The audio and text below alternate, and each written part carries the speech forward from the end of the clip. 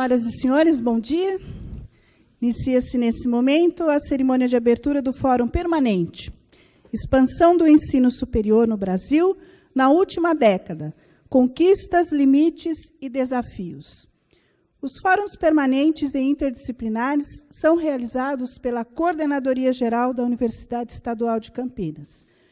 A organização deste fórum está a cargo do Laboratório de Estudos de Ensino Superior e do Núcleo de Pesquisas de Políticas Públicas da Unicamp. Os fóruns permanentes são transmitidos ao vivo pela rádio e televisão da Unicamp, pela internet. Para compor a mesa de abertura, convidamos o professor Dr. Orlando Fontes Lima Júnior, assessor da Coordenadoria Geral da Universidade Estadual de Campinas, e, neste ato, representando o professor Dr. Álvaro Crosta, vice-reitor da Unicamp. Uma salva de palmas. Professora doutora Helena Sampaio, docente do Departamento de Ciências Sociais da Educação, da Faculdade de Educação da Unicamp e organizadora deste fórum.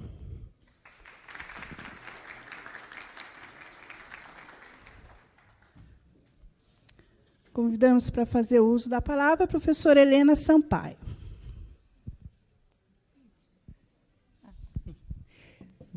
Bom dia a todos. Professor Orlando, bom dia. É uma grata satisfação fazer a abertura do Fórum Permanente Expansão do Ensino Superior no Brasil na última década, avanços, limites e desafio. Em nome do LES, que é o proponente deste tema para o Fórum, eu dou as boas-vindas a todos, agradecendo as presenças, a presença de vocês aqui hoje. Agradeço em especial nossos colegas de outras universidades brasileiras que aceitaram o nosso convite para debater, com base em seus estudos, o ensino superior no Brasil. Professores José Francisco Soares e Antônio Augusto, da Universidade Federal de Minas Gerais, professoras Maria Lígia de Oliveira Barbosa e Rosana Heringer, da Universidade Federal do Rio de Janeiro, Rogério Slegel, da Universidade Federal de São Paulo, Elizabeth Balbachevski, da Universidade de São Paulo, e Dr. Rodrigo Capelato, do Sindicato das Mantenedoras de Ensino Superior do Estado de São Paulo. Agradeço ainda a presença da professora Clarissa Eckert, da Universidade Federal do Rio Grande do Sul. É uma honra ter você aqui nesse debate, né? Pioneira que foi na criação do Núcleo GEL, Grupo de Estudos da Universidade, lá na instituição onde atua. Por fim, agradeço a Sônia Mazoriol e a equipe pela atenção, cuidado e competência na realização deste fórum, e também a equipe do NEP, que é o nosso parceiro nesse evento, né, em especial o apoio da Soraya e da do Carmo, né? Eu faço isso em nome também da coorganizadora desse evento, que é a Cibele e Andrade, que é pesquisadora do NEP. Espero que o nosso dia seja muito proveitoso, né, rico de trocas, reflexões sobre ensino superior. Agora de manhã a gente vai ter a palestra do professor Francisco Soares e depois uma mesa com o professor Antônio Prates e Rodrigo e Rogério Slegel. À tarde nós teremos uma outra mesa com as professoras Rosana Hering e Rodrigo Capelato, e para encerrar uma palestra da professora Maria Lígia Barbosa. Então, entre essas atividades, nós sempre vamos ter um tempinho aí, como vocês podem ver, para os debates, né? E por aí eu encerro essa abertura, dando novamente as boas-vindas, sobretudo aos nossos colegas que estão visitando hoje a Unicamp. Muito obrigada. Convidamos para fazer uso da palavra o professor Dr. Orlando Fontes Lima Júnior, assessor da Coordenadoria Geral da Universidade, e neste ato representando o professor Álvaro Crosta, vice-reitor da Unicamp. Bom dia a todos, professora Helena Sampaio e toda a equipe do Laboratório de Estudos de Ensino Superior e do Núcleo de Pesquisas de Políticas Públicas. Parabéns pela organização. Em nome do professor Álvaro Crosta, que está em outros compromissos, eu trago aqui o desejo que tenham um dia bem proveitoso e que atendam dentro desse princípio que a Unicamp preza bastante, da multidisciplinaridade, mais um fórum permanente de políticas públicas e cidadania. Acho que o tema é instigante, relevante, não só para a Unicamp, mas para as outras universidades aqui representadas e também para a sociedade em geral. Bom dia aos internautas também. Tenham uma discussão bem proveitosa. Obrigado.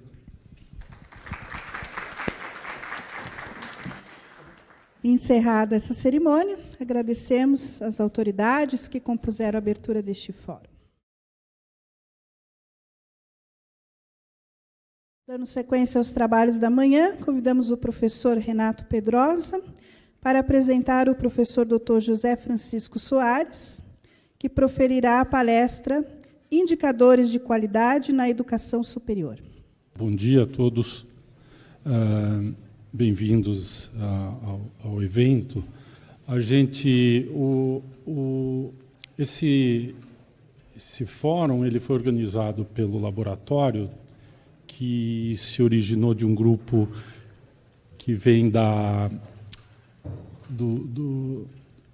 de várias unidades, inclui física, matemática, estatística, educação e o Departamento de Política Científica e Tecnológica lá do IG e outras unidades, o Instituto de Filosofia e Ciências Humanas. E é um grupo bastante diferenciado em termos de ter pessoas que trabalham em áreas mais quantitativas e áreas qualitativas, né? E a gente busca trabalhar vários aspectos sobre o ensino superior, tem vários projetos em andamento, né? Um aspecto que eu acho que é central é o tema deste evento, que é a expansão do ensino superior provavelmente nas 2 últimas décadas. Se a gente olha o percurso da educação superior no Brasil, a gente vai ver uma mudança significativa no padrão de desenvolvimento do ensino superior a partir de meados da década de 1990, onde, basicamente, se a gente pensar, é o momento em que, com as mudanças econômicas e com algumas mudanças institucionais, você cria condições de mudar aspectos do financiamento, né? E você organiza não só o setor da educação, mas o setor de ciência e tecnologia, e que implica e impacta fortemente a área de pós-graduação e da pesquisa, né? Então, esse percurso de 2 décadas, a gente... Agora, 2015, 2014, né, que são os últimos dados que a gente tem sobre o ensino superior do censo, a gente tem um retrato muito interessante de transformações estruturais, de transformações, digamos, do ponto de vista do equilíbrio entre os diversos setores que participam da educação superior. Nós, em geral, a maior parte das pessoas que trabalham nessa área são de instituições públicas, mas, na verdade, a gente sabe que uma parte significativa do sistema de educação superior é vinculado ao setor privado, que sofreu algumas mudanças muito grandes nos últimos 10 anos, eu diria mais ainda do que no período anterior. E o financiamento é um assunto importante, e outro assunto importante é a avaliação. Quer dizer, a gente tem eu acho que dois grandes temas, né?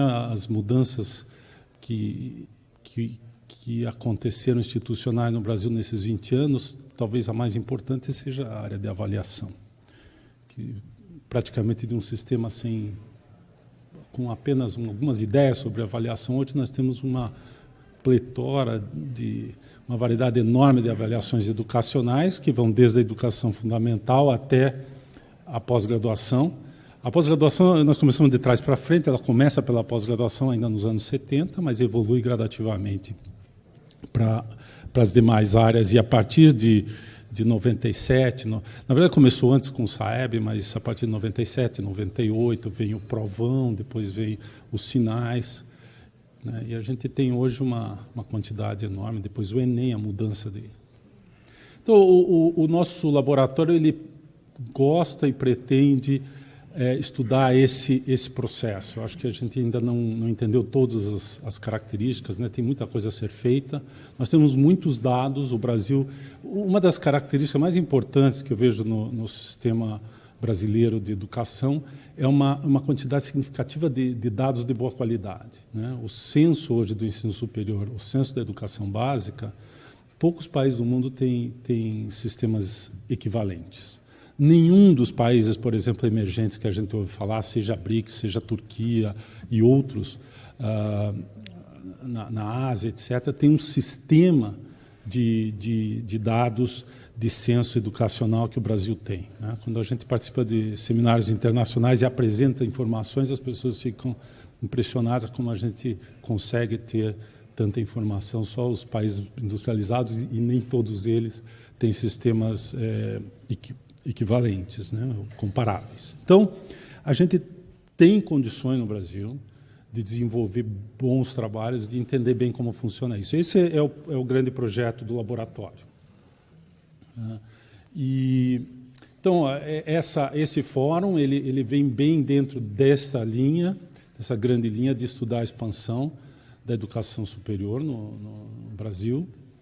E talvez ninguém melhor para falar disso do que o nosso primeiro palestrante, que é o Chico Soares, o professor Francisco Soares, que vem da UFMG originalmente, mas já circulou bastante, e mais recentemente ele, durante quantos anos? 2, foi o presidente do INEP, né? Esteve presidente do INEP, que é o órgão que cuida das avaliações, basicamente, dos exames, dos testes e dos processos avaliatórios da nossa educação, tirando a CAPES, né, que é a pós-graduação, todo o resto passa pelo INEP. Então, o Chico ele tem uma formação de matemático, que ele disse que não era para falar, mas como eu também passei pela matemática, temos esse passo comum. Mas depois ele caminhou para a educação e para avaliações, usando essa formação dele de matemática, que, na verdade, ele passou pela estatística, o doutorado dele é em estatística, e, eventualmente, ele participou dos projetos que o atraíram para a área da educação, que também foi o meu caso, né? Então, eu convido o Chico para vir à mesa e, para dirigir essa mesa, o professor Marcelo Nobel, que é nosso colega do Instituto de Física e que atualmente cuida das nanocoisas do CNPEM. E foi pró-reitor de graduação num período em que a gente trabalhou junto e fez muitas coisas. Então, convido vocês para passar a palavra ao professor Marcelo. Bom dia. Acho que o Renato fez aqui, eu estava, antes de subir à mesa, estava pensando, nossa, vai ter um milagre que vai começar antes, vai ter 10 minutos a mais para o Chico. Aí o Renato fez certinho para a gente começar na hora, está previsto aqui 9h30, o início da palestra do Chico Soares. Então, a previsão aqui das 9h30, está previsto aqui 10h15 o coffee break. Então, Chico, não sei se você preparou para uns 40 minutos, por aí, a apresentação. Eu te aviso quando faltar uns 5 minutinhos, para a gente também abrir para o debate e poder aproveitar a presença de todos vocês aqui. Tá bom? Então, Chico, obrigado.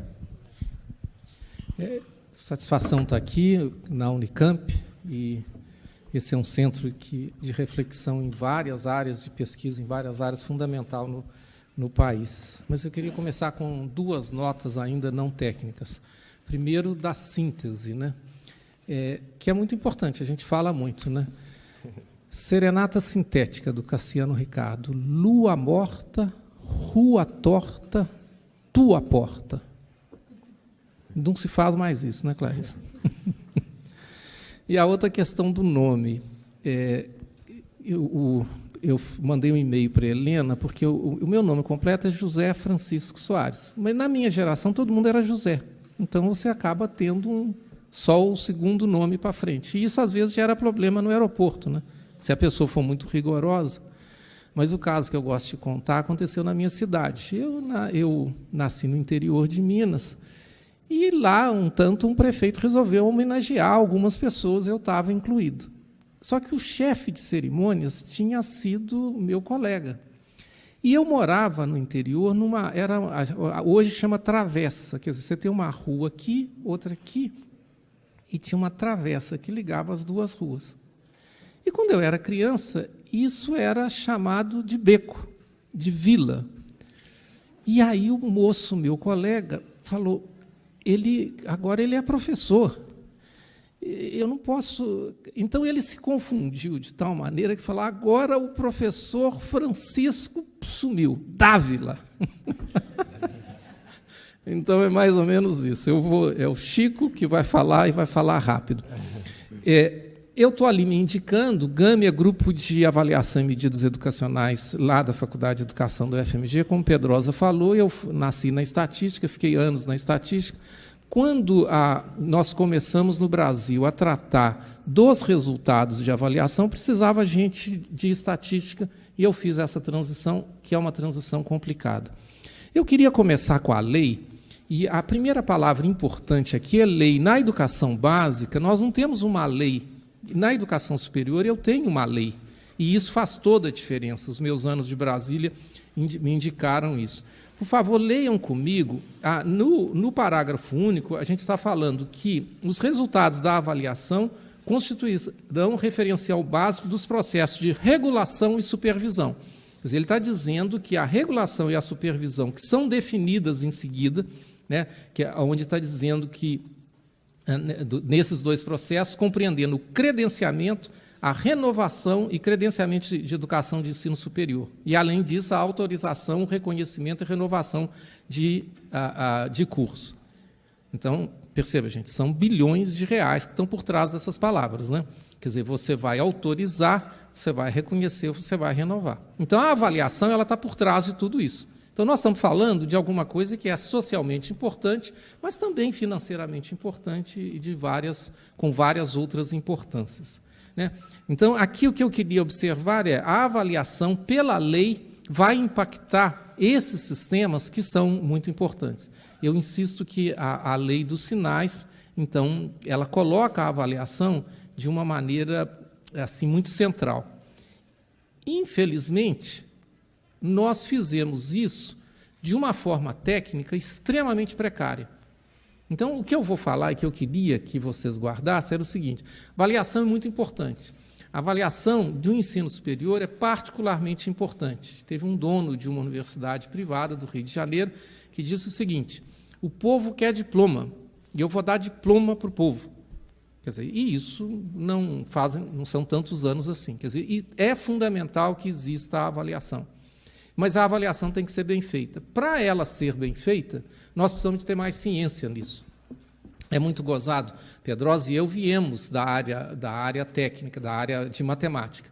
Tudo isso que tem uma importância tão grande, até financeira, é feito com uma forma extremamente, como que eu vou dizer, tosca, do ponto de vista um pouco mais técnico. Então, o meu convite aqui é para dizer, olha, aqui dentro nós precisamos pensar nisso, aproveitar esse momento político, né, onde o INEP está numa transição, de tal maneira que a comunidade possa dizer, olha, aqui existe uma reflexão que deveria ser considerada ao se tratar dos novos indicadores. Então, eu estou colocando aqui, basicamente, eu queria ter mais ciência na educação, e eu estou muito envolvido com a educação básica, e se a gente não tiver mais ciência, nós não vamos conseguir vencer os problemas que a gente tem. Entende? Quando a educação era para poucos, não precisava. Qualquer coisa dá certo. Agora que a gente colocou todo mundo, nós estamos vivendo uma situação que eu preciso descobrir maneiras mais efetivas. Quer dizer, aqui eu preciso de ter mais ação. E é muito interessante que o político, e principalmente muita gente fala assim, é só uma questão de vontade política. Não é só isso. Nós não sabemos como alfabetizar as crianças que vivem em famílias pouco letradas. A avaliação do INEP mostrou que são 20% das crianças que, aos 8 anos, não sabem nada. Eu estou com isso batendo aqui nos meus ombros desde que eu vi isso. Mas não saber nada, gente, é não saber escrever cavalo. Consoante, vogal, consoante, vogal. Quer dizer, é um número absurdo de crianças. Então, para isso, eu preciso de ter ciência. Descobrir, né? Pesquisar. Nós não fazemos isso. A educação não faz isso. A educação faz várias coisas. Em particular, eu preciso definir conceitos e relações. Quer dizer, o que eu vou olhar e como é que essas coisas vão estar. Se vocês quiserem causar celeuma, você pergunta, a Helena vai saber disso, pergunta os nossos colegas na Faculdade de Educação e fala assim, o que é qualidade da educação? Vai se estabelecer.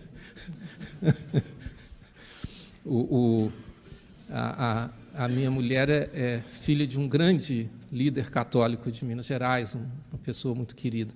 E ela se lembra desse momento em que um dia ela virou para falou assim, meu pai, o que é pecar contra a castidade? Então, que ele a colocou no colo, que ele explicou, então é mais ou menos isso, quer dizer, ninguém vai explicar. E a gente precisa ter definições concretas para que a gente possa agir. Tá? Então, quando eu estou falando aqui de conceitos, eu estou falando de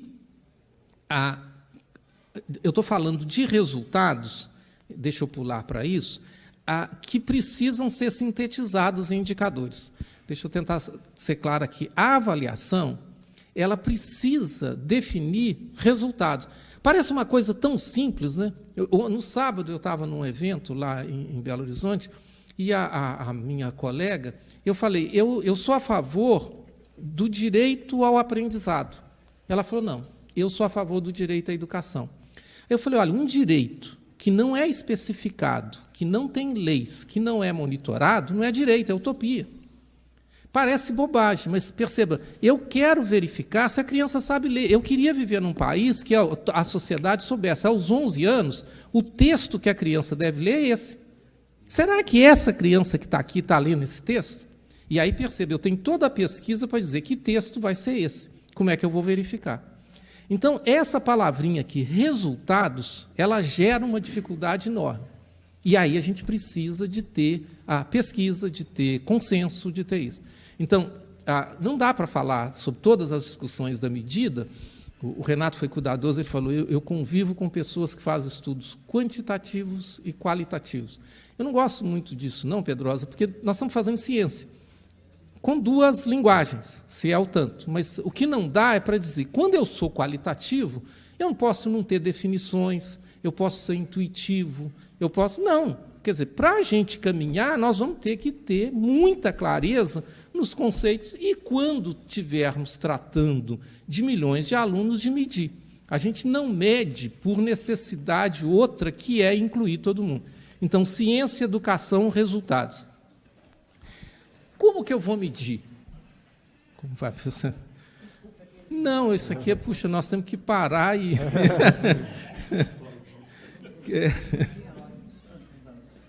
Não, Eunice, que coisa fantástica. Então, Eunice, eu estava dizendo que nós estamos concordando é o seguinte, mais ciência na educação, mais racionalidade, mais clareza. Se a gente não tiver isso, nós não vamos longe. E quando são milhões de alunos, eu preciso medir. Resultados. Quais são os resultados para o estudante?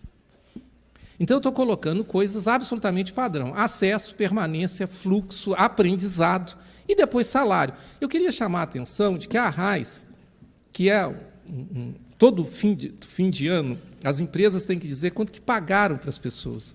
Perceba, com o CPF, nós podemos acompanhar a vida de todo mundo que está no mercado de trabalho como empregado, não os outros. Mas nós estamos utilizando isso pouco. Mais à frente eu chamo a atenção. Eu vou falar à frente, mas eu não vou minimizar a dificuldade de que o aprendizado, principalmente no ensino superior, é muito difícil de ser medido. É o contrário da educação básica. Na educação básica, o aprendizado de leitura e matemática é uma coisa mais ou menos tranquila. Quer dizer, nós temos boas maneiras de fazer isso. Eu há pouco dizia, olha, se eu tivesse os textos que a criança deve ler, saber se a criança leu esses textos não é tão complicado assim, apesar de que isso Deixa eu falar essa frase que eu vou me sentir melhor. Entenda o seguinte, quando eu estou defendendo medida, principalmente aqui em São Paulo, as pessoas reduzem a medida a uma avaliação da escola, a avaliação do professor. Antes disso, a medida é verificação do direito. Se a criança não aprendeu a ler, ela não teve direito à educação dela garantido. Então, quando eu vou à sociedade, eu vou à escola e pergunto, você está lendo? Antes de avaliar, eu estou tendo um dado que é um dado absolutamente fundamental. Então, quando vocês virem as pessoas falando que não pode medir, e o dia que eu estou afetado, eu digo, são os novos reacionários. Percebe? Que não querem que a gente perceba que há alguém que, na nossa pedagogia, não aprendeu. Então, é sério assim, entende? Aí volta naquilo que eu falei. Ou temos os consensos que vêm da ciência, ou a gente não caminha. Não vou falar muito de fator explicativo, mas eu vou ter resultados e vou ter explicação. Aqui, perceba, agora eu mudei a minha unidade. Eu estava no estudante, agora mudei para o curso. Perceba, o que é um resultado de um curso? Resultado de um curso é uma agregação dos resultados dos seus alunos. Será que eu coloquei a lei? Não, não coloquei a lei. Porque se você for na lei, é muito interessante a lei dos sinais, que ela não aceita isso. Quer dizer, a lei dos sinais vai dizer, é função da avaliação identificar, e aí vai embora. Quer dizer, naquele momento, e isso explica uma série de dificuldades que a gente enfrenta, porque como ela foi feita, lembra que a lei dos sinais, ela é feita em oposição ao que se chamava provão na época, que era muito centrado no resultado. Mas aí os sinais tira essa ideia, que vai reaparecer de uma maneira torta que eu estou colocando. Então, quando eu estou falando do curso, então eu estou falando, eu vou agregar os alunos, tá? Eu não vou trabalhar muito com a explicação. Então, o que eu disse? A avaliação impacta supervisão e regulação, a avaliação implica em resultados, e nós precisamos usar a ciência para definir bons resultados, tá? O que a gente fez? Nós criamos o CPC. E eu vou gastar agora um tempo para dizer que é tosco demais. Agora, tem consequências que são agradabilíssimas para muitas pessoas. Perceba, quando eu converso, as pessoas sempre explicam que o conceito foi criado, o INEP não tem condições de fazer todas as visitas em loco. A lógica dos sinais é a lógica da visita em loco. Porque a lógica dos sinais não é a lógica de resultado. Percebe? Quer dizer, quando a gente fala aprendizado, as pessoas tremiam. Quer dizer, tem uma outra coisa que deve ser visto. Eu resolvo isso da seguinte maneira, eu tenho resultado, eu tenho explicação. Eu não estou contra ter medidas de explicação, entende? Mas eu preciso ter um resultado. Isso é algo que foi muito questionado. Como eu disse, tem muita gente que não pensa assim. Então, o conceito preliminar de curso, de certa forma, ele vem depois. Você vai me ajudar. Na lei dos sinais não está escrito o conceito preliminar de curso, né? Isso é uma construção posterior. Mas o que o conceito tem? Ele é a grande medida. Tem a grande medida do ensino superior, porque a partir dele vão sendo criadas todas as coisas. Com 5 não tem problema, você está renovando automaticamente.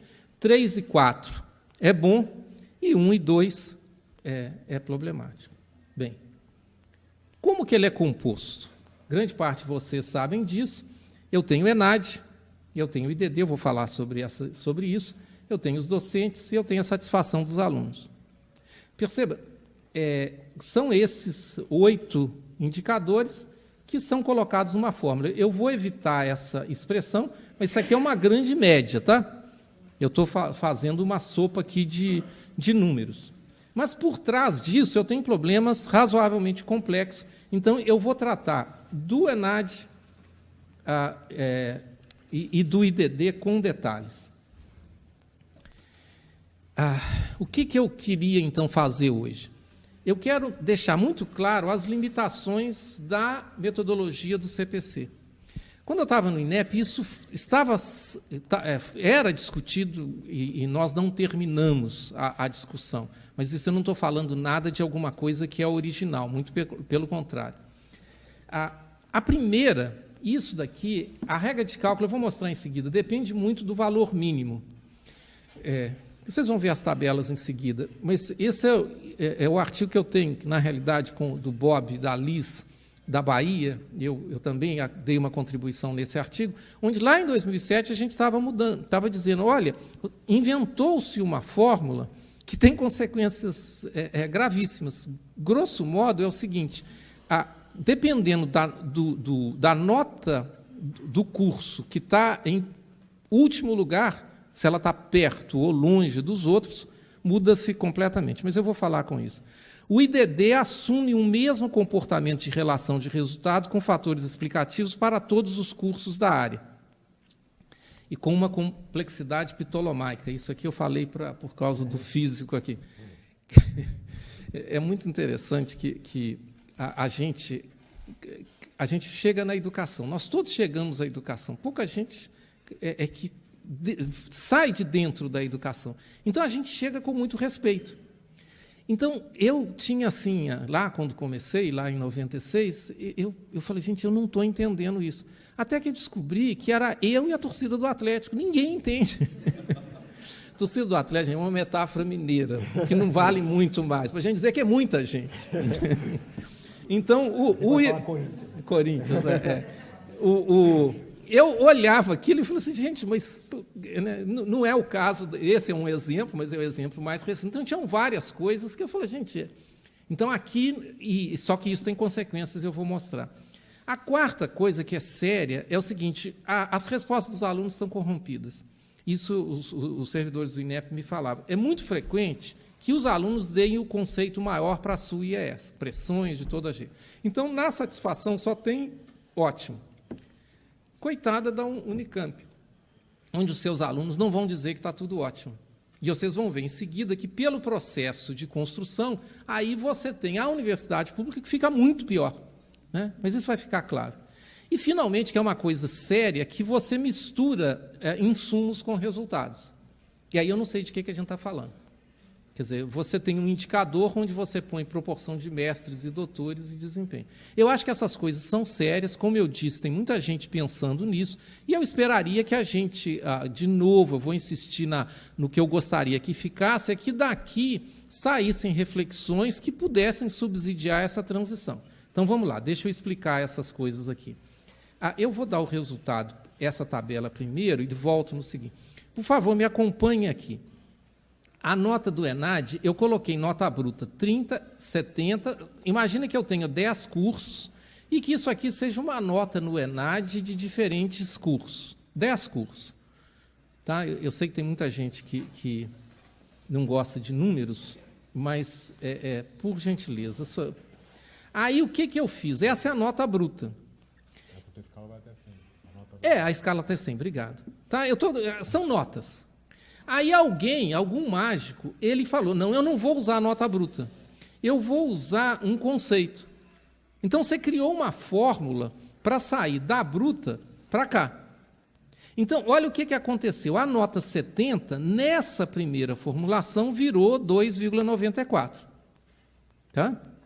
Agora, olha o que aconteceria se, ao invés da nota mínima ser 30, fosse 10. As outras notas ficaram iguaizinhas. Eu aplico a mesma fórmula e agora esse 70 vale 3. Eu queria que vocês percebessem como é que isso é sério.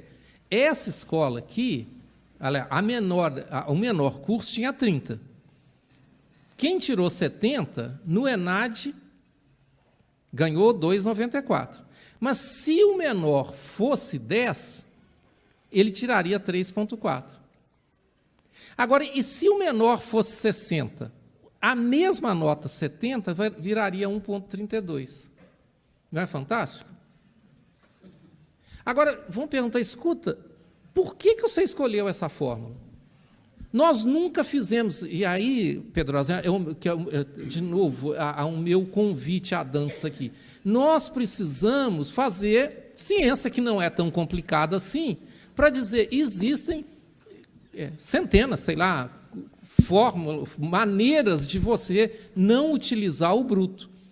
Então, vamos lá, gente, isso é importante, desculpa insistir, desculpa dar uma de professor, mas isso é sério.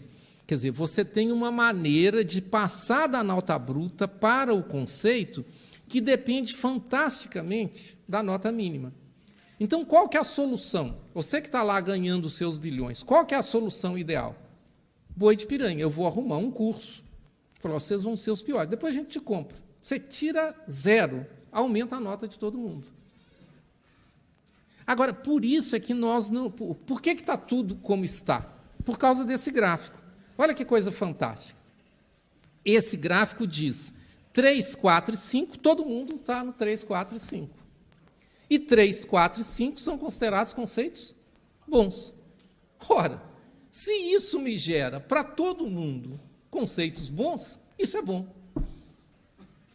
Percebe? Então, e esse daqui é o outro, que é mais sério. Que quando a gente olha isso, você está dizendo, olha que coisa gozada, na sua maneira de fazer cálculo, você conseguiu algo que diz que as públicas e particulares, no seu conjunto, são muito equivalentes. Percebe? O nosso sentimento não é esse. Falou assim, olha, se eu... Percebe? Eu estava falando daqueles resultados. Eu não discuti muito como concretizá-los, mas a nossa percepção é dizendo, olha, tem mais resultado aqui do que ali. Percebe? E o nosso indicador não capta isso. Tá? Então, gente, não capta por quê? Por causa do valor mínimo. O que... Agora, de novo, para aqueles que são um pouquinho mais orientados numericamente, eu calculo, como é que eu faço a fórmula do bruxo? Ele pega o valor da nota de um curso, subtrai a média do curso e divide pelo desvio padrão. Tá? Isso é uma coisa absolutamente padrão na estatística. Basicamente, o que a gente está fazendo aqui é assim, desvio padrão, são dois substantivos. É o padrão dos desvios. Eu disse, ninguém mais sabe coisas que a gente aprendeu. O plural de desvio padrão é desvios padrão. Padrões não vai para o plural, não. Navios, escola. Por quê? Porque é a unidade de medida, é como eu meço a distância. Tá? Tudo bem, está perfeito. Mas aí inventaram essa maneira de... Quer dizer, em cima disso, podia ter parado aqui. Em cima disso, você fez essa conta aqui, onde você tomou, basicamente, o mínimo como um ponto de referência. Então, gente, tem várias maneiras de fazer isso. Isso é apenas uma maneira. Isso não foi discutido. Entende? Se você for olhar isso aqui, simplesmente eu sei o background disso daqui, que não é muito legal. Quer dizer, era aquela coisa que tinha que ser contra. Entende? Bem... Então, por favor, Pedrosa, nós precisamos rever o processo. Agora eu vou entrar numa coisa que é a próxima etapa. Eu estou falando de resultado. De 2010 para cá, aconteceu uma coisa importante, que é o censo da educação superior. Em 2007, começou o censo da educação básica. Censo da educação básica primeiro. Essa é a área mais estabelecida do INEP. Né, que é dirigida pelo Moreno, que está lá há muitos anos, um profissional dedicado e competente. Pois bem, hoje nós sabemos a trajetória de todos os alunos da educação básica. Eu primeiro falo isso, depois superior, porque são 50 milhões. Ou seja, eu posso pegar quem estava em 2007 na escola Domingos Bebiano de tal cidade, no primeiro ano. E você se pergunta, onde que estão esses alunos? É não trivial que a gente saiba essa resposta. Percebe? Eu posso fazer estudos de segmento que antes a gente só podia sonhar. Tem um catzinho que é o aluno ele é identificado pelo código no censo. E, então, nós temos um problema que é linkar esse código com o CPF, que é um trabalho que a gente faz continuamente no INEP, e tem muita tecnologia, tem muito sucesso, mas não é uma coisa completa. Então, o que é possível hoje? É possível medir o fluxo, porque, a partir de 2010, nós temos o mesmo no ensino superior. Gente, cada aluno, pública e privada, estão identificados pelo seu CPF. E todas as escolas informam o INEP onde que esse aluno está. Tá? Então, eu aqui vou apresentar alguns dados. Então, aqui a anotação é importante. Então, aluno que efetivou matrícula no curso em uma instituição de ensino superior no ano de referência, após aprovação em processo seletivo. Eu estou falando aqui de uma coorte, esse é um ponto um pouquinho delicado. Eu vou tratar dos alunos que foram admitidos num curso num mesmo ano. Nem todos foram admitidos no primeiro ano, tá? Que é a forma de tratar. Quer dizer, então, eu vou acompanhar todos esses alunos. Então, a ideia da coorte. Tá? Bem, quais são as situações do aluno? Eu posso ter um aluno, ele começou o ano, no fim do ano, no fim do próximo ano, no fim do outro ano, ele está em uma dessas situações aqui. Ele pode estar cursando, pode ter trancado, pode ser desvinculado do curso, saiu, transferido, formado, infelizmente falecido. Então, para cada aluno, a estrutura é essa, gente, é bastante simples. Para cada aluno e para cada ano, eu sei a situação dele. Então, eu tenho o aluno e, no fim de cada ano, eu sei se ele é um aluno que está cursando, que está trancado, que está desvinculado.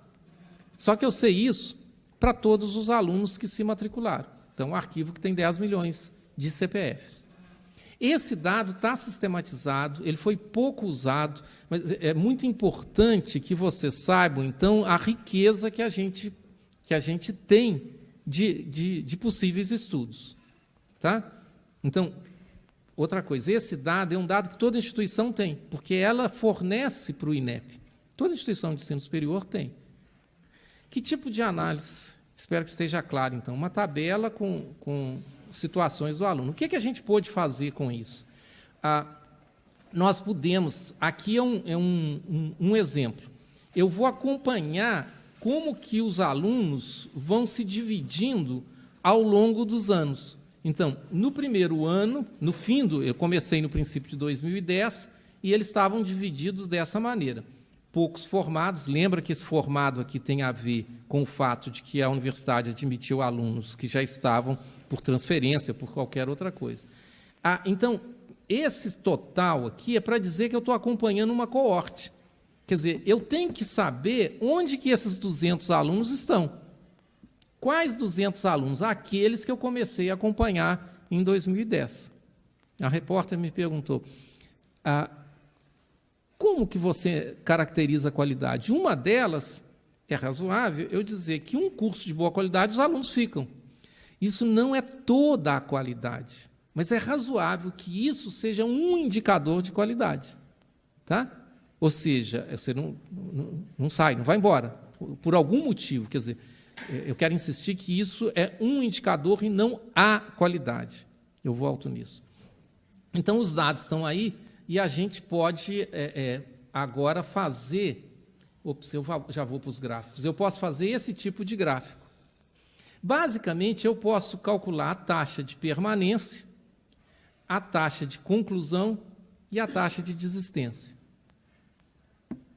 Qual que é a novidade? Para todos os cursos de todas as instituições. Tá? Quer dizer, hoje nós temos um dado que é um dado muito bom e que precisa ser incluído. Quer dizer, diante da fragilidade do CPC, é uma pena que o fluxo não esteja lá, e precisa estar. Eu acho que isso existe um grande consenso, ninguém é contra isso, ainda que isso vai ter muita consequência. Tá? Mas não sei se está claro, gente, que quando agora eu lhes mostrar exemplos, a gente começa... Sempre eu começo aqui com a universidade, com o curso de medicina.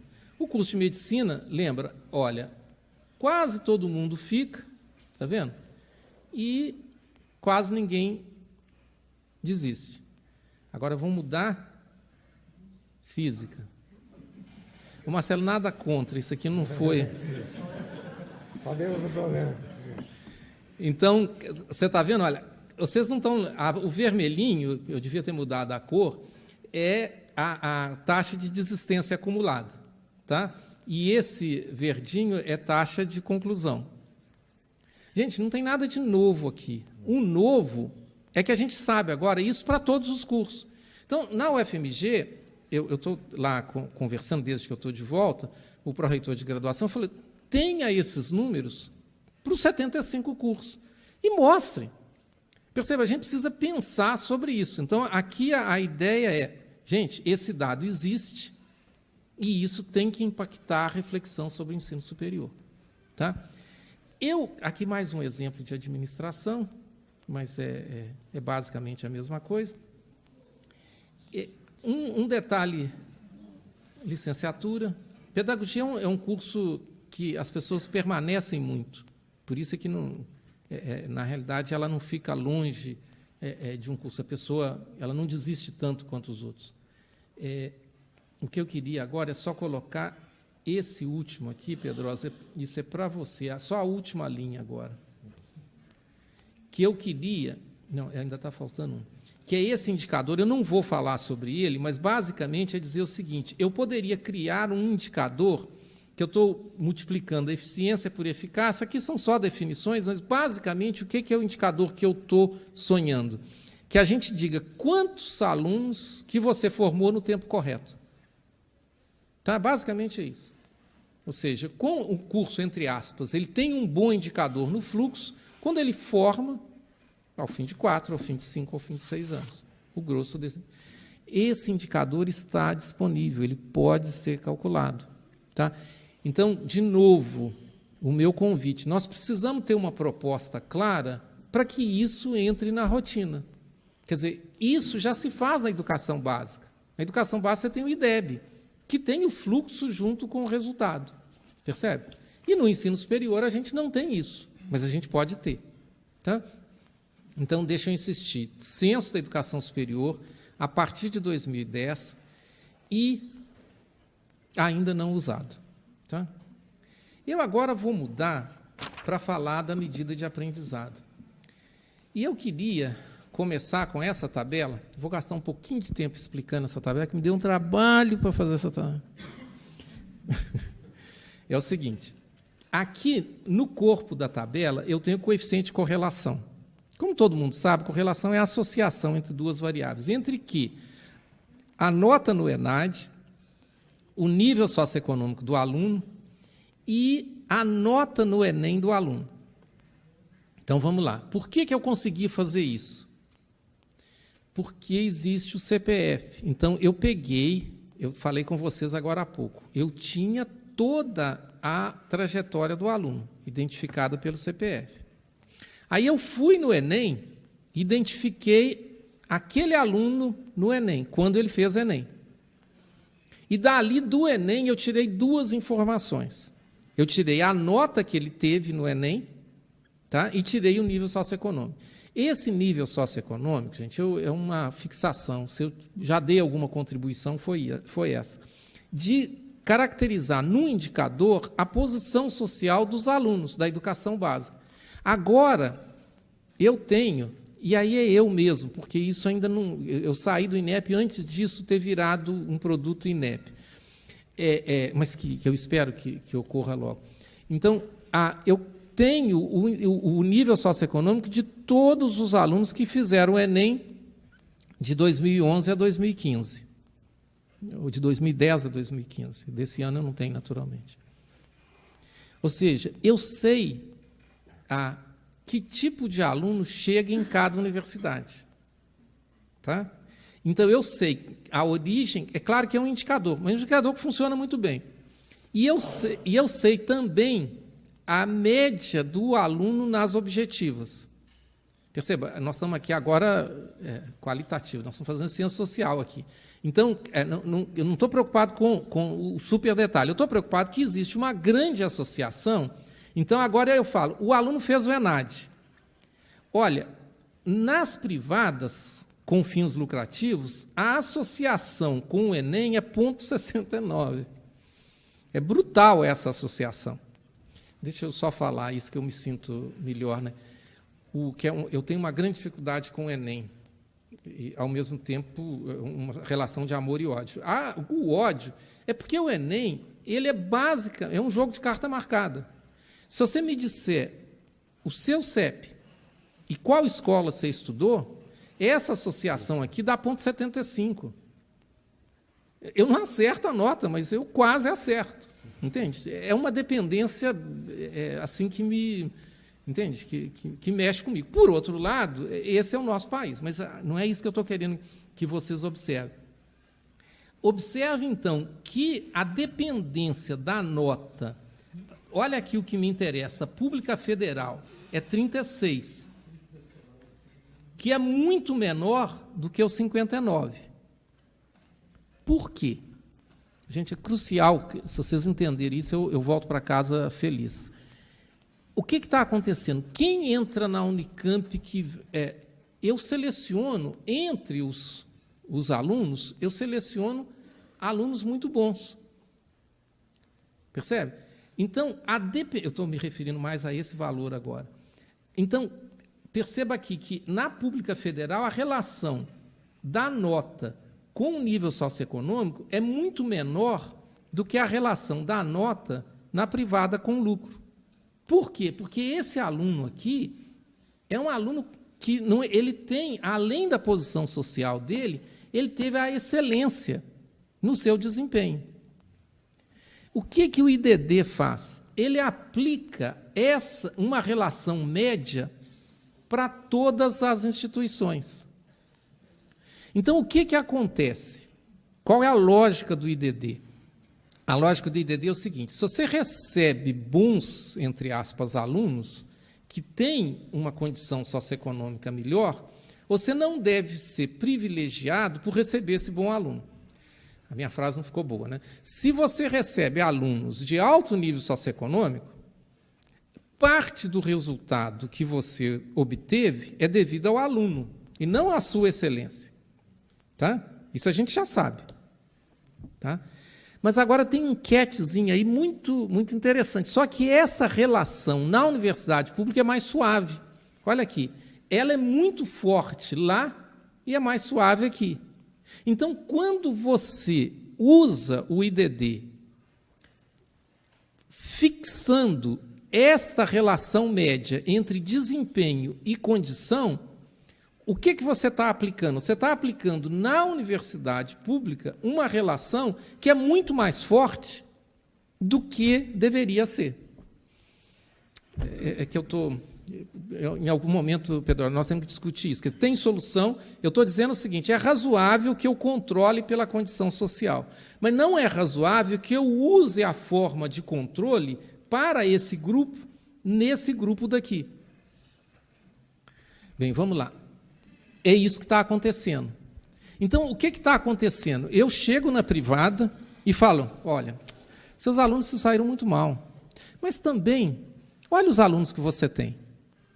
Aí eu chego na pública e falo: não, esse resultado que você tem não é fruto do seu esforço, é fruto do aluno. E aí, o que a gente produz? A gente produz aquele gráfico, a gente produz esse gráfico. E a gente produz esse gráfico. Percebe? Então, o que eu estou dizendo é que esse gráfico daqui, ele está favorecendo, desculpa, ele não está tratando a heterogeneidade presente nas diferentes instituições de maneira equânime. Agora, isso é impossível de ser resolvido, porque está todo mundo super feliz, entende? Nós não vamos para frente, porque tratar dessa questão que eu estou colocando aqui, ela mexeria, obrigado, vai mexer hoje com uma estabilidade no sistema que todo mundo está satisfeito. Tá?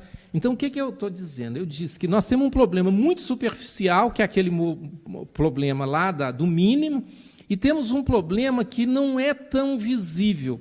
Mas quem está trabalhando com os indicadores das universidades está percebendo isso. Quer dizer, o FMG me perguntou: escuta, o nosso curso de computação ele está em 45º lugar entre os cursos de computação no IDD. Eu falei: bem, é estranho. Entende? O que eu gostaria que tivesse? Primeiro, que tivesse uma coisa mais simples, para todo mundo entender. A física tem muito isso, né? Quer dizer, quando você tem... Eu usei Ptolomaico porque, no meu curso de História da Ciência, é que ele foi acrescentando detalhes. Né? Quer dizer, de repente, você tinha, para explicar o movimento dos planetas, você tinha uma coisa que... Até que chegou lá no Newton e os outros, né, os de antes depois, falou: não, tem uma coisa aqui simples. Né? Então, eu queria que o IDD continuasse, mas que fosse uma coisa que a gente entendesse. Vamos ver se eu consigo isso. O que eu sugiro que seja refletido? Está aqui o Enem, dividido em 4 grupos. abaixo do básico, básico, adequado e avançado. Isso aqui é uma coisa que eu uso em outros lugares, o importante é que sejam 4. Está aqui o ENAD, também dividido em 4 grupos. Agora, me acompanhe aqui. Você recebeu um aluno do Enem, muito bom, no avançado. Você me devolveu esse aluno, eu tenho que começar do... que coisa chata. Eu estou repetindo mesmo eu. Gente, eu vou ter que pedir, esse daqui é Enem, por gentileza, aqui é Enem, aqui é ENAD. Tá? Porque senão não vai fazer sentido. Então, você recebeu um aluno do Enem abaixo do básico. E você me entregou esse aluno no ENAD, no avançado. Aí eu te dei 10. Razoável, né? Você recebeu o aluno do Enem no avançado. E você me entregou esse aluno no abaixo do básico. Eu te dei 1. Razoável, né? Quer dizer que se a gente não tiver uma coisa como essa, que todo mundo entende, porque por trás do IDD tem uma tabela como essa. Tem uma tabela como essa, onde você que recebeu um aluno... Deixa eu elaborar um pouquinho antes disso. Você recebeu um aluno no avançado. Gente, desculpa aqui, Enem. Você recebeu um aluno no avançado. Se você me entregou no avançado, aqui tem um julgamento de valor. Perceba, eu dei 10 para quem? Para quem pegou o aluno no básico, pegou um aluno muito fraco e me entregou o aluno no avançado. É razoável isso. Mas eu não vou desprezar esse trabalho que você fez. Você pegou o aluno no avançado e cumpriu, me entregou no avançado. Isso vale menos do que o outro, mas também não pode valer 1, que é o que acontece hoje. Tá? Então, é isso que está por trás do IDD. E isso é que tem que mudar. Agora, para isso mudar, a gente precisa mergulhar no dado. Tá? E isso está ao nosso alcance. Desculpa mais uma vez. Está claro? 5 minutos? Então, não vou poder explicar como que eu faria essa associação dos níveis. Perceba, nem esses níveis do Enem estão estabelecidos, os níveis do Enem estão estabelecidos, nem os níveis do ENAD. Mas isso é uma coisa razoavelmente simples de ser feita, tá? Que é você pegar os testes e criar níveis. É uma coisa padrão aí que é o que eu ia explicar. Eu vou pular a satisfação? Não, deixa eu falar só um minutinho.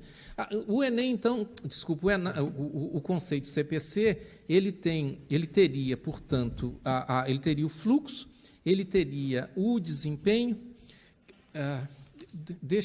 Você me desconcentrou com. Não é culpa minha. Não, eu sei, não sou da. Mas todo mundo da aula, né, você sabe que você está aqui completamente...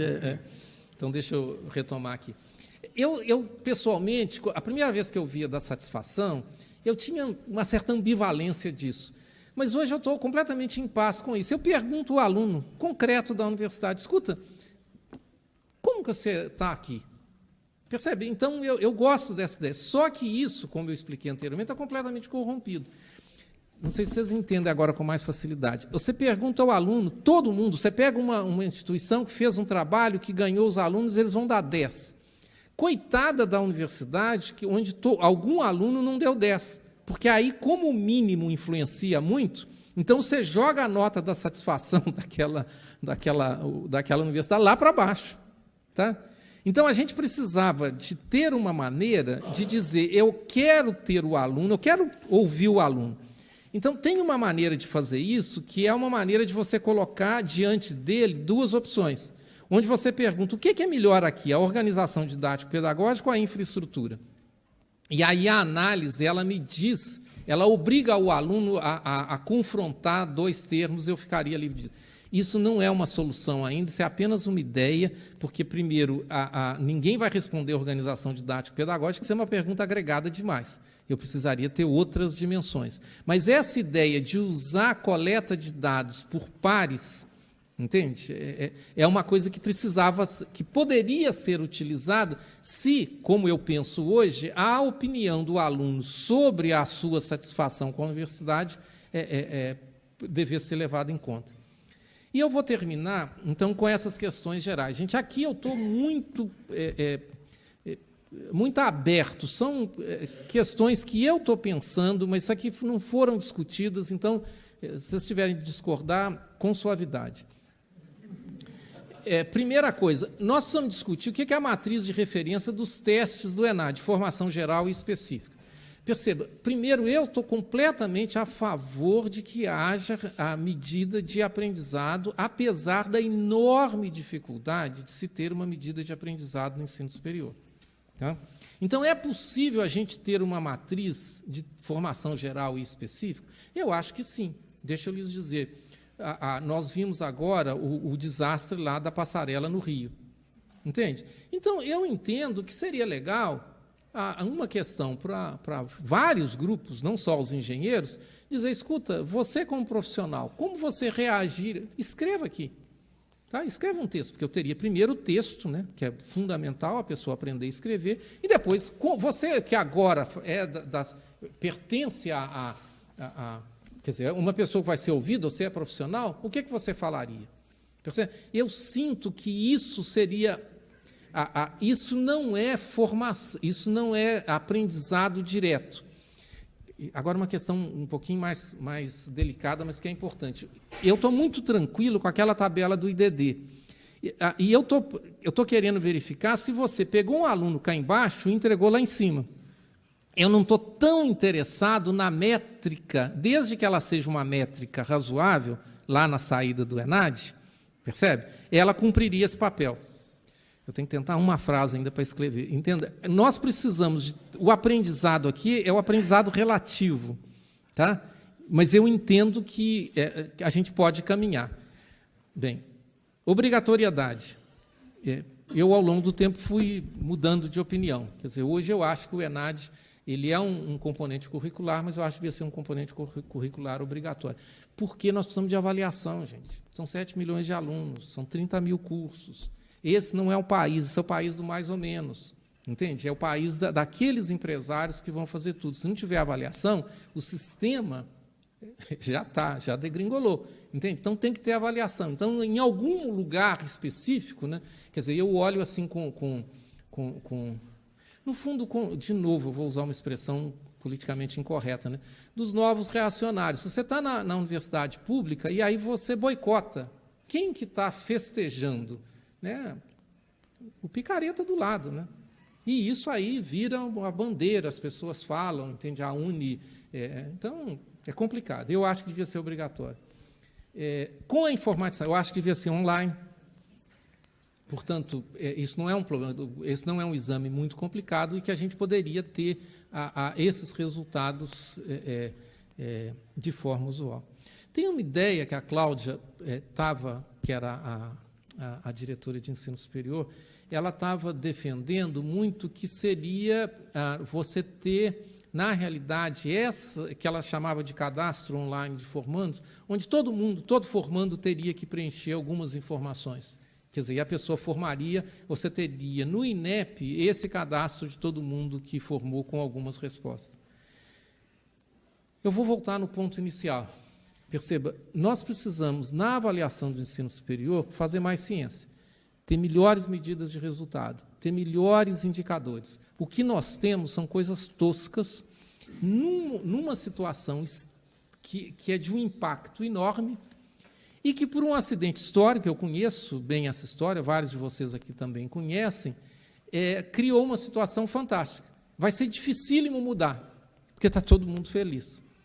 Entende? No Provão, as pessoas ficavam infelizes. Agora, nós mudamos, está todo mundo feliz, porque todo curso tem nota boa. É 3, 4 ou 5. Entende? Os outros, o 2, quando você conseguiu tirar 2, é porque você conseguiu assim, uma coisa fantástica. Né? Você tem que ter feito... Não, você tem que ter feito... E a gente precisa dar um passo além. Quer dizer, a gente precisa separar nesse meio. Está ao nosso alcance. Agora, não tem nenhuma ingenuidade que o problema diante da educação superior ele é mais complexo do que o problema na educação básica. Era isso. Obrigado.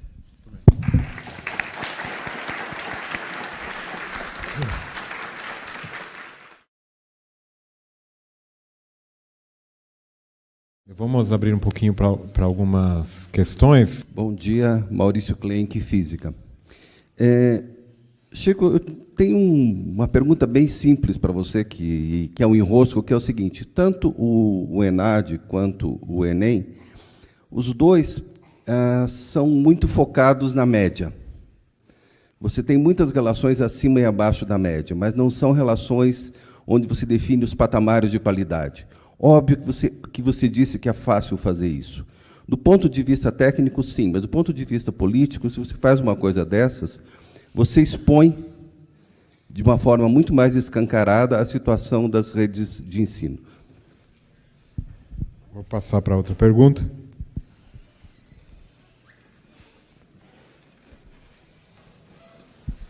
Bom dia, Leandro Tessler, também da Física. Eu queria pegar um ponto específico, aquela história daquela equação meio maluca que eles usam para calcular o CPC. Eu queria que você falasse um pouquinho mais sobre. Eu me lembro quando isso apareceu, né? O Simon escreveu um artigo que chamava O Enigma do ENAD, era um negócio. E eu nunca consegui entender qual é a justificativa teórica para aquilo. Quer dizer, o que a gente aprende com uma equação daquelas? Quer dizer, como é que alguém pensa que aquilo pode traduzir alguma coisa de... E a comunidade deixou por isso. Teve aquele artigo do Simão e nunca mais aconteceu nada, continuou usando. Né? Quer dizer, e o que dá para fazer daqui para frente? Quer dizer, e não precisa inventar muito, é só não inventar fórmulas malucas, quer dizer, manter as coisas como os estatísticos fazem. Né? Eu queria que você comentasse um pouquinho isso. Mais uma questão e a gente passa para a resposta. Professor, bom dia. Eu sou o Tiago, sou doutorando pela Universidade Federal de São Carlos. Acabei de ler o livro da professora Rosana Ehringer. Eu não a conheço pessoalmente, mas parece que ela... O livro se chama Acesso e Sucesso no Ensino Superior. E lá as autoras dizem sobre as políticas recentes de inclusão no ensino superior, sobre as estudantes de pedagogia, e lá as autoras falavam... A razão desse livro é o seguinte: é hora de medir a qualidade e a eficiência das políticas de inclusão no ensino superior. Estou pensando aqui no Reúne, expansão de vagas, programa de assistência estudantil, política de cotas e reservas de vagas. O que tem sido feito ou o que pode ser feito para avaliar a eficiência dessas políticas? Vamos para uma rodada de resposta, depois eu passo para esse lado. Primeiro, tá bom? Agradecer os dois colegas da Física, que eu me preparei, falei, gente, vem pergunta da Física, eu estou liquidado. Né? Eu fui falar aqui da complexidade ptolomaica. Né? Professor, a questão dos níveis. Isso tem que ser feito. Perceba, lá em São Paulo, que eu participei de uma definição dos níveis, esses nomes aqui, na educação básica, agora sim, abaixo do básico, adequado e avançado, eu participei da definição desses pontos de corte da seguinte maneira: nós imaginamos, olha, quando é que os alunos brasileiros teriam um desempenho adequado? Então, a gente foi no PISA. Quer dizer, nós pegamos os alunos do PISA e falamos, os estudantes brasileiros estão aqui no PISA. Se eles estivessem com um desempenho desses países, desse conjunto de países, onde que eles estariam na nossa métrica? Esse aqui é um ponto delicado. Então, eu defini, eu tenho um texto publicado, eu defini a translação necessária para a gente sair de onde estamos e chegar onde deveríamos estar, aceitando-se essa definição. Então, isso foi definido. Foi uma atitude muito corajosa, porque, perceba, quando você olha aqui no avançado, para você estudar física, você tem que estar no avançado em matemática. Em 2009, teve várias redes que não tinha nenhuma pessoa no 9º ano em matemática no avançado. É um desastre, percebe? Mas está lá. Então, essa forma, mas isso é pouco... em São Paulo é divulgado, mas nós não temos no nível nacional, por exemplo, o Plano Nacional de Educação diz que esses valores têm que ser definidos, mas até agora não foram. E aí vem no ponto que você está falando. Então, toda a divulgação é feita em cima de médias, entende? Que dizem muito pouco. Basicamente é isso. Quer dizer, uma das coisas que eu vim da estatística e que comecei a lutar contra, dizer, na educação não pode tirar média. Entende? A gente diz, eu tenho que ter uma distribuição normativa. Tá? O que a gente define aí, esse agente, muitas pessoas, olha, em qualquer situação eu vou ter gente abaixo do básico. Na educação básica, primeiro. Os pais se separaram, a criança ficou doente, teve um acidente. Entende? Então, quando você chega na escola, você vai... Mas tinha que ser um número pequenininho. O básico é uma coisa um pouco mais complicada, porque, perceba, em algum momento você fala, olha, eu vou aprender matemática no básico, eu estou interessado em aprender violino. Percebe? Então, você fala, tudo bem, mas você tem que aprender o básico. Então, abaixo do básico, ninguém pode estar. Mas essa discussão não entrou. Quer dizer, o avançado é o aluno que vai para as Olimpíadas. E o adequado? O adequado é onde eu esperaria que o grosso dos alunos estivesse. Agora, você sabe fazer, você conhece essas ideias e tudo. Isso não foi feito, o Plano Nacional de Educação diz que sim. Desculpa, eu não guardei seu nome, só que... Leandro, obrigado, Leandro. O Leandro coloca a questão, quando essa fórmula foi definida, gente, o que o INEP estava buscando, não dá para visitar todos os cursos todos os anos. Então, basicamente, aqui era dizer, me arranja aqui um indicador que me permita dizer onde que eu não preciso ir. Mas percebe, isso era uma coisa extremamente tosca, porque o que se pretendia era limitar drasticamente onde eu iria. Só que isso virou o nosso indicador, e aí é um desastre. Percebe? Quer dizer, nós não chegamos... vocês que são da física, é quase assim, escandaloso. Percebe? Agora, se eu não, que é o meu primeiro passo, se eu não penso isso como você pensa a física, não tem jeito. Agora, a educação tem enorme... Aliás, a educação não, né? O Brasil, nós temos uma enorme dificuldade com o concreto. Né? Quer dizer, eu acho, professora, que isso tem a ver com a escravidão, que o fazer não é para nós, o fazer é para alguém lá. Entende? Então, quando você põe uma coisa concreta, então a discussão na educação é sempre em conceitos abstratos. E isso daqui, agora, eu acho que a gente tem que fazer meia-culpa. O que você falou é sério.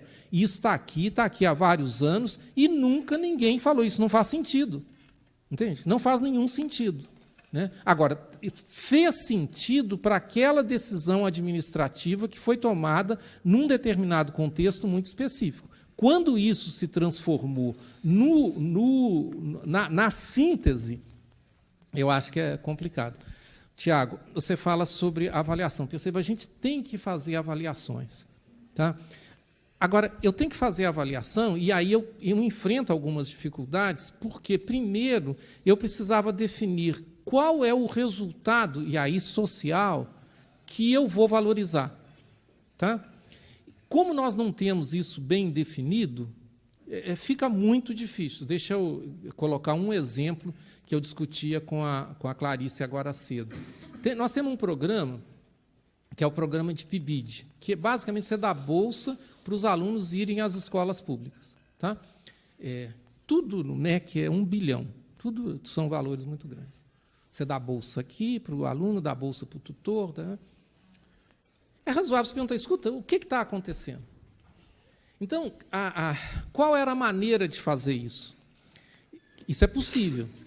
Nós temos a escola, eu sei quantos alunos foram lá e eu tenho os resultados da escola.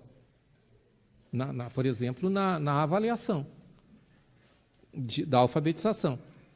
Então, é razoável você perguntar, será que a escola que foi mais exposta a uma intervenção maior desse programa, os alunos aprenderam mais?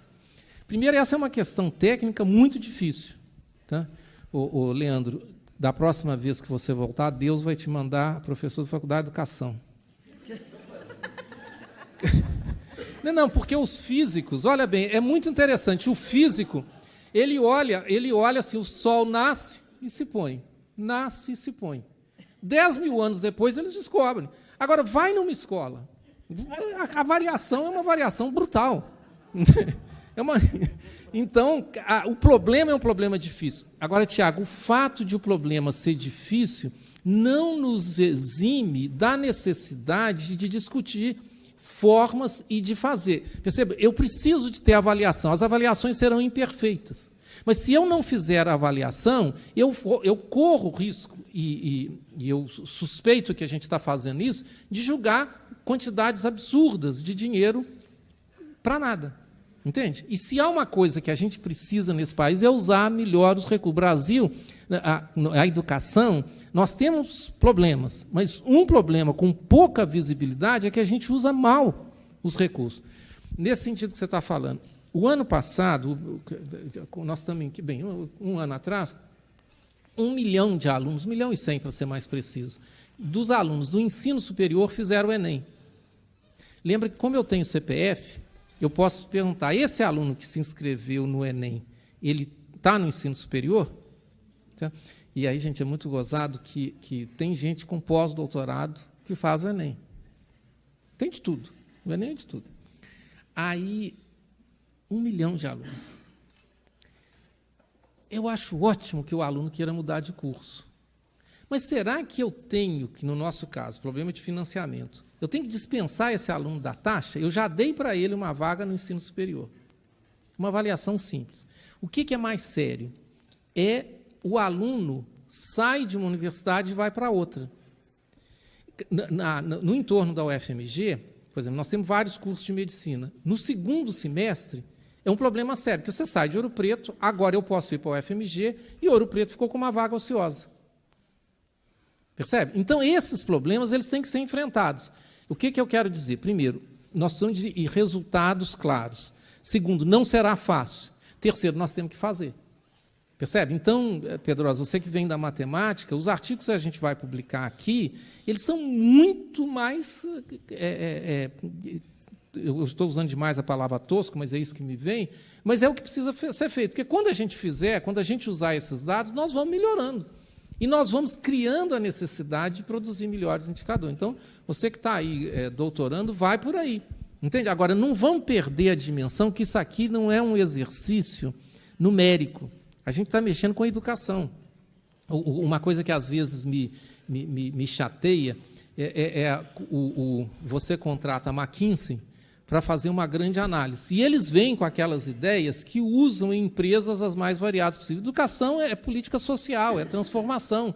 Entende? Os valores são diferentes. Quer dizer, aquela visão completamente... que eu chamo, um autor chama do sonho positivista. Não tem política. É tudo técnico, entende? Eu vou reorganizar. Não vai. Entende? Agora, dentro dessa discussão, nós temos que ter avaliações, e avaliações implicam em medições, em discussão. Tá? Então, vai em frente, tem muita coisa que precisa ser feita. Infelizmente, pouca coisa nessa área é feita rotineiramente. Bom, vamos fazer mais 2 perguntinhas rápidas para a gente concluir. Bom, eu sou Clarissa, da Federal do Rio Grande do Sul. Bem rapidinho, ainda sobre o conceito provisório de curso. Nunca entendi o provisório. Por que provisório? E no Rio Grande do Sul aconteceu o seguinte, nas primeiras avaliações, a melhor instituição avaliada com nota 5 em todos os cursos foi a Universidade Estadual do Rio Grande do Sul, pequena, quase não tinha pós-graduação, não tinha pesquisa, porque todos os estudantes responderam. A URGS ficou com 4, Medicina ficou com 2, porque os estudantes boicotaram. Então, que resultado é? Que impacto tem esse tipo de conceito para analisar a eficiência do sistema, né? E ele permanece, esse conceito, está havendo uma rediscussão, ou vai passar de provisório para permanente, quer dizer, é mais assim só para compartilhar contigo as preocupações que a gente tem. A segunda questão é com relação à disponibilidade dos dados do censo das instituições de ensino superior. Nós tentamos, no INEP, ter acesso aos dados por instituição, por curso. A pessoa técnica do INEP foi super simpática, isso foi há uns anos atrás, disse, não, professora, a senhora pode, nós lhe disponibilizamos, a senhora não pode usar, não pode citar. Eu disse, mas por que não pode citar? Porque os cursos e as instituições ainda não liberaram os dados, o INEP também não vai liberar os dados.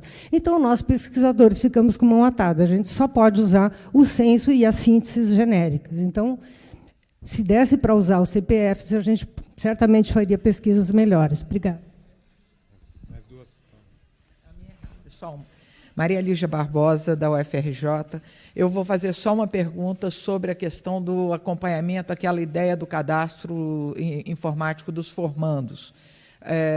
Tem um sistema de acompanhamento de egressos, que é um problema que o Senai, por exemplo, tem trabalhado fortemente, que na Europa é um problema, e que parece que a única experiência razoável é da Itália, uma instituição que se chama Alma Laurea, e que acompanha a instituição, coloca os dados do egresso, o próprio aluno faz o seu Lattes ou coisa parecida lá, e a empresa onde ele trabalha também vai lá e avalia o desempenho dele. Parece que é o único no mundo que funciona.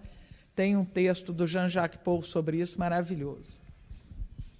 Última perguntinha para a gente seguir.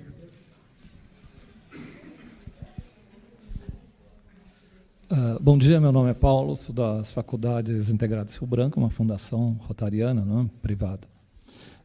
A minha questão é a seguinte, eu sou membro da CPA, não é? Já por vários anos, e a questão é sobre a avaliação mesmo. Então, por exemplo, às vezes a gente fica confuso, não é? Por exemplo, pega um item, vai uma avaliação de laboratório, uma avaliação de biblioteca, não é? Então, às vezes vem uma comissão, dá uma nota, por exemplo, 4, a outra comissão, né, vai lá dar 2, então você fala, bom, mas qual é o critério exatamente? Né? Porque oscila muito. Então, você fica, às vezes, sem um norte, sem saber exatamente. Quer dizer, tudo leva a crer que tem uma dose de subjetividade muito grande. Não é? E uma outra questão, não é? Achei interessante esses indicadores que você colocou aqui, e naquilo que você fala, né, de fazer ciência. Até que ponto, também, as instituições elas não teriam, por exemplo, a possibilidade de criar ela mesma alguns indicadores além daquilo que o MEC oferece, e isso serviria para dar consistência numa avaliação também do MEC. Porque, por exemplo, nós temos condições de medir esses resultados de ENAD, de ENEM, nós temos condições de produzir, não só nós aqui, eu acho que todas as instituições de uma maneira geral. Até que ponto isso não seria também, né, um ponto de fortalecimento de indicadores, porque a gente sente, às vezes, que é muito padronizado e tem condições específicas que, às vezes, você fica com a pulga atrás da orelha. Obrigado. Bem, eu vou começar respondendo a questão dos dados. Durante o período que eu fiquei no INEP, eu perguntei ao consultor jurídico, nós precisamos divulgar os dados. O parecer, Lígia, Clarissa, foi radical, não tem jeito. Aí, discute lá, discute cá, nós conseguimos a seguinte situação. Uma coisa é o dado individualizado, outra coisa é o dado identificado. Eu não posso te dar um dado, a lei brasileira não permite que eu dê um dado, a não ser por ordem judicial. Tá? Mas tem uma solução. Aí a solução que a gente fez, e que está implementada, ela não é fácil, mas assim, qualquer pessoa pode ir ao INEP, e tem lá uma sala onde você faz as análises que você quiser. Isso tem funcionado, mas ainda não é o que é necessário. Tá? Mas já tem várias, por exemplo, ligar a ENAD ao ENEM e a RAIS, isso não preciso dizer que primeiro é a Universidade Americana que está fazendo, né? Que são os alunos de Stanford que estão lá no INEP fazendo esse tipo de associação. Então, isso é possível, e então mudou em relação àquele tempo. Hoje a gente tem a maneira de fazer. Do provisório ao definitivo, quer dizer, tomara que não vire definitivo, né? Tomara que a gente tenha um indicador que seja construído com bases um pouco mais sólidas. Nós não tínhamos, vamos também dar o valor histórico. Quando a gente diz que tem que ter resultado, isso foi importante. Agora, nós construímos um resultado precário. Tá? Então, agora, existem novos dados, quer dizer, o censo não estava disponível, a própria relação ENEM-ENAD, o ENEM não tinha sido universalizado como é hoje, o que cria uma oportunidade. Tudo isso é passível de discussão. Né? Então, a gente está numa situação onde isso é possível. Então, é a segunda ideia que eu falei. Olha, nós estamos num momento em que as pessoas responsáveis vão mudar, seria importante que a gente, como comunidade, dissesse, olha, está aqui uma proposta ao longo da qual a mudança deve acontecer. Então, é possível, uma questão hoje, dá trabalho, mas é viável linkar alunos. Vários grupos já fizeram essa junção ENEM-ENAD até com RAIS. Que aí eu começo a responder, Lígia, o que você coloca. No Brasil, nós temos a RAIS. Então, nós temos feito pouca pesquisa de pegar... É muito impressionante que a gente consegue. Eu falava há pouco que a gente tem o CPF do professor no censo. Eu tenho o CPF do professor lá no PIBID. Então, eu posso linkar essas duas bases. Isso foi feito. Entende? Mais importante do que isso, esse dado não foi divulgado, mas, eventualmente, ele será. Foi possível no INEP pegar o CPF do professor no censo e o CPF do professor na RAIS. Então, a gente sabe quanto que ganha, de fato, o professor que está ensinando em todas as escolas. E os resultados que a gente já sabia da PNAD são meio assustadores, em particular que o professor da privada, na média, com todos os problemas da média, ganha menos do que o da pública. Quer dizer, é um país muito... Aliás, Vinícius, acho só você que vai guardar isso. Eu estou citando muito Olavo Bilac. Criança, não verás país nenhum como esse. Só que o resto do soneto é muito fanista, né? Mas é uma coisa complicada. Professor, a questão, então, hoje, é perfeitamente possível que a sua instituição, e isso vale para todas as nossas instituições, use os seus dados que estão no censo. Porque, como a instituição grande, ela tem sistemas que permitem, ela já tem dentro da sua estrutura os dados, mas o INEP pode e cederá os seus dados para todos esses indicadores. E os outros, que você tem toda a razão em dizer que, em determinados lugares, eu vou precisar de outro olhar. Na minha visão, a visita em loco, o que nós estamos falando aqui é monitoramento. Eu não estou falando de avaliação. Quer dizer, eu tenho muita dificuldade, mas também é uma questão pessoal, de colocar uma visita em loco com o peso da avaliação. Mas eu queria muito ter algum tipo de instrumento que dissesse, você tem que olhar, entende? Você tem aqui indicadores que estão legitimados, indicadores de grandes resultados. Eu identifiquei algo que está mal. E agora eu falo, se você tem que me dar uma resposta, eu sempre tenho mais facilidade de dar o exemplo na educação básica. Na educação básica tem o IDEB. Eu gostaria, tem uma discussão da Lei de Responsabilidade Educacional no Congresso, que eu acho que tem muitas dificuldades. Mas perceber, eu gostaria muito que, se o IDEB caiu, a escola, com a ajuda da secretaria, viesse a público e falasse, está aqui uma explicação. Pode ser uma explicação dizendo, olha, os alunos dessa coorte são piores do que o outro. Mas o que não pode é não acontecer nada. Percebe? Quer dizer, nós temos anos que a gente diz que as crianças não aprendem e não acontece nada. Então, o que eu imagino no ensino superior seria separar as duas coisas. O papel legítimo do Estado, porque está lá na lei, vai ser dizer, tem aqui indicadores gerais. Agora, o específico, a avaliação, implica no que fazer. O que fazer, eu não posso fazer de Brasília. Eu tenho que respeitar as especificidades. Portanto, tem que ser desenvolvido lá. O INEP, na ensino superior, nós somos uma grande empresa de compra de passagens, entende? Nós fazemos 8.000 avaliações por ano. Então, vocês não imaginam, todo dia nós temos 100, 200 pessoas. É um número assim, de gente comprando passagem, e eu sinto que, por isso é que não dá tempo da gente discutir as outras coisas.